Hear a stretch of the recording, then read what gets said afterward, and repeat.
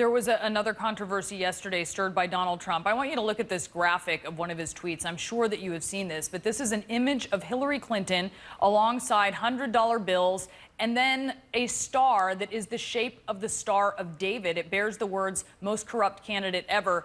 2 hours later, Donald Trump deleted that tweet. He tweeted out a new one without that Star of David. And you can see there was a lot of criticism over this, including from conservative blogger Eric Erickson, obviously has had issues with Donald Trump. He said a Star of David, a pile of cash, and suggestions of corruption. Donald Trump, again, plays to the white supremacists. This was a big unforced error. Why does this keep happening? Look, Eric Erickson is a person who has his own agenda. He's part of the Never Trump movement. He's upset that he hasn't been part of a winning campaign in a long time. And look, a tweet is a simple tweet, and the bottom line is you can read into things that aren't there.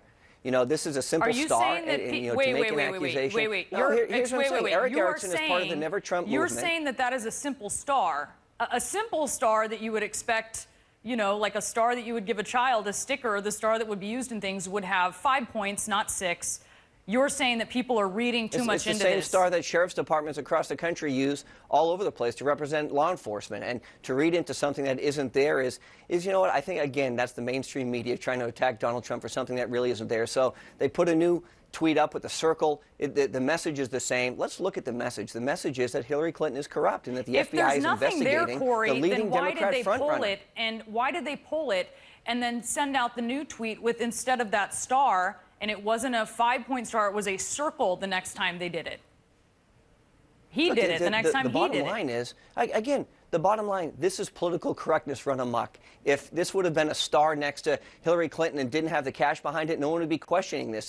This is the mainstream media trying to read into something. And here's the thing. You have to remember where the sources are coming from. Eric Erickson is a person who's part of the Never Trump movement. He has been against Trump from day one, and that's okay, and he's entitled to do that.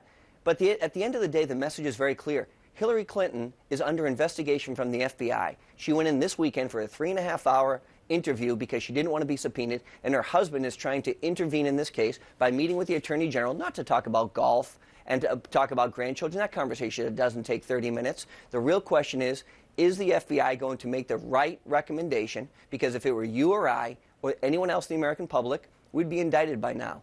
And that's what should happen if that's what the facts of the case bear. And if that is the case, then Loretta Lynch should clearly either recuse herself or agree right now to accept the recommendation of the FBI, not saying that she will take those into account.